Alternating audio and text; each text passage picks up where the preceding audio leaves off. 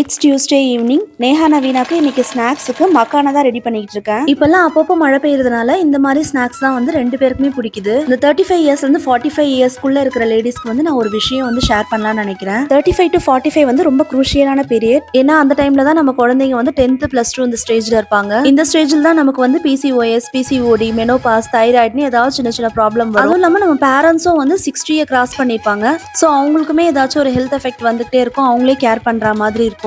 So நமக்கு மேலே இருக்க அப்பா அம்மாவை பார்க்கறதா நமக்கு கீழே இருக்க குழந்தைங்களை பார்க்கறதான்னு தெரியாமல் நம்மளுடைய நிலைமை எப்படி தெரியுமா இருக்கும், ஒரு சாண்ட்விச் மாதிரி இருக்கும். ஸோ இந்த சுச்சுவேஷனில் எல்லாத்தையுமே நம்ம எப்படி மேனேஜ் பண்ணுறோன்றது தான் நம்ம டேலண்ட்டே இருக்குது. ரொம்ப அதிகமாக ஸ்ட்ரெஸ் எடுத்துக்காமல் இருந்தாலே போதும், நம்ம ஹெல்த் வந்து நல்லாயிருக்கும். இது வந்து ரீசெண்டாக ஒரு சோஷியல் மீடியாவில் பார்த்தேன். என்னோட ஃப்ரெண்டு கிட்ட வந்து நான் இதை ஷேர் பண்ணும்போது இது நீங்கள் உங்களோட விளாக்ல போடுங்கன்னு சொல்லியிருந்தாங்க. ஸோ அதனால தான் வந்து நான் உங்களுக்கும் இதை ஷேர் பண்ணுறேன். ஸோ நீங்கள் எத்தனை பேர் வந்து இந்த மாதிரி ஒரு குரூஷியல் பீரியடில் இருக்கீங்க, நீங்கள் எப்படி இதை மேனேஜ் பண்ணுறீங்கன்னு சொல்லிட்டு கண்டிப்பாக கமெண்ட் பண்ணுங்கள்.